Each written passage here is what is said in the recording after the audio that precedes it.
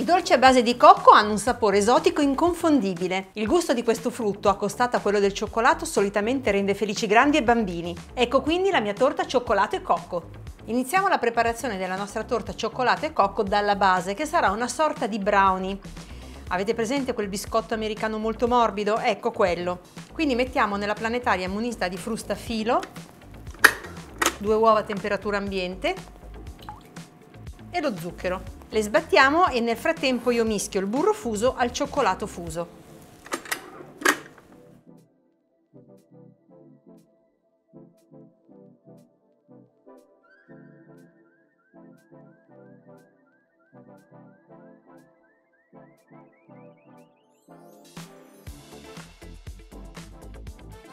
Uova e zucchero non devono montare, però adesso posso aggiungere a filo il composto di burro e cioccolato fuso.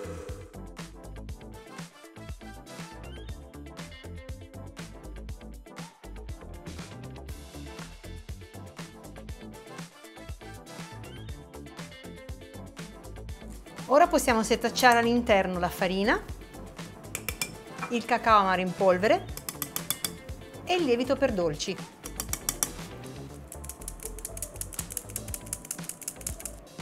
Amalgamiamo tutto.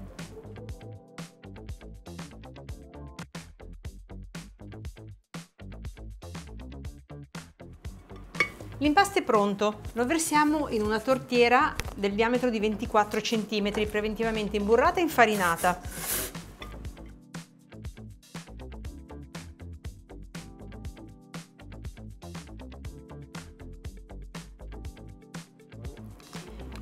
Livelliamo il composto.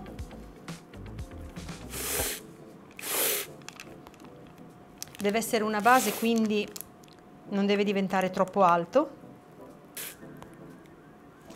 Ora possiamo infornare la nostra base nel forno statico a 175 gradi per 25 minuti.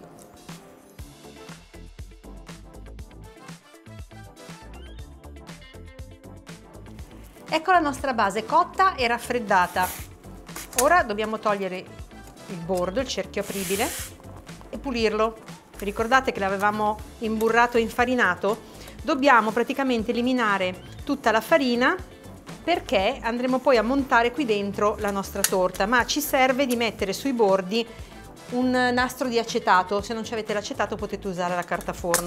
Per far aderire l'acetato io di solito lo spennello con un po' di burro. Il burro in questo modo fungerà da collante. Stessa cosa vale per la carta forno, ovviamente. Ecco l'acetato di cui vi parlavo, trasparente e molto liscio. Ma ripeto, se non lo trovate potete usare la carta forno, la tagliate a nastro e la mettete esattamente così. Ora rimettiamo in sede il cerchio, chiudiamo e ora possiamo preparare la parte al cocco che poi andremo a mettere sopra la base. Quindi mettiamo in una ciotola il cocco râpé, la farina di cocco, il latte condensato e la crema di cocco. La trovate nelle lattine, non è la bevanda al cocco, quella è un'altra cosa. Ora mischiamo tutto.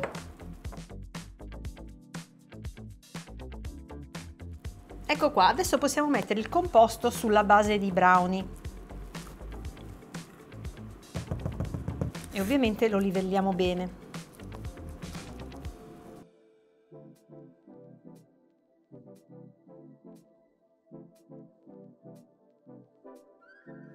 Ora possiamo portare la nostra torta in frigorifero per almeno 30 minuti.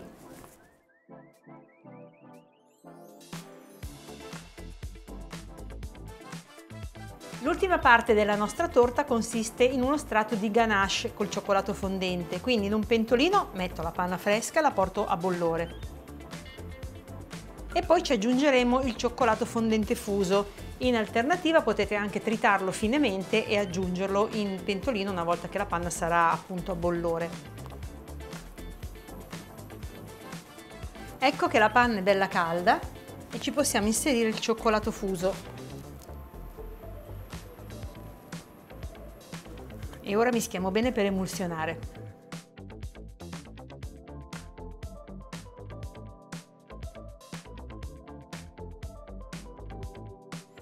Perfetto, spegniamo il fuoco, aggiungiamo il burro freddo, lo facciamo sciogliere. Poi ne terremo da parte 400 grammi da mettere sulla torta e il restante invece lo metteremo in una sacca poscia in frigorifero.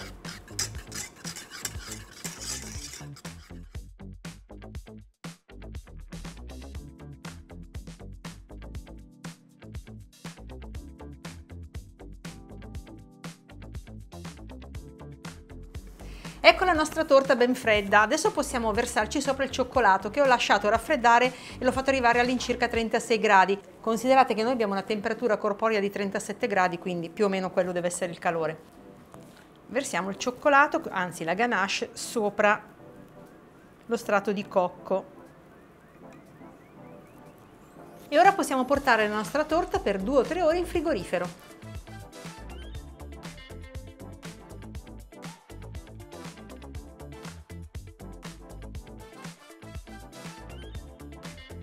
Bene, ora possiamo decorare la nostra torta. Come vi dicevo, ho messo la ganache in frigorifero, deve diventare morbida, in modo che si possa poi spremere qualche ciuffetto sulla superficie per decorarla. Tagliamo la punta. Facciamo una decorazione semplice semplice.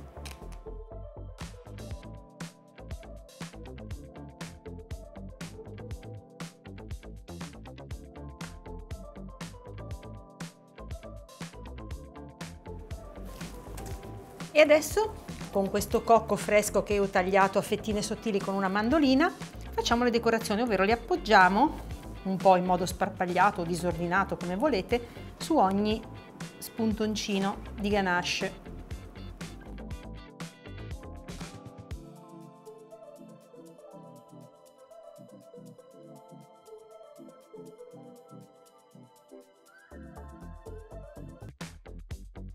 Ed ecco che la nostra torta cocco e cioccolato è pronta. Tagliamone una fetta.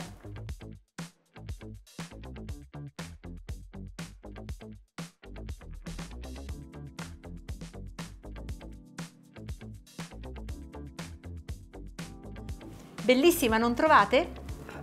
Non mi resta che andare a fare una foto.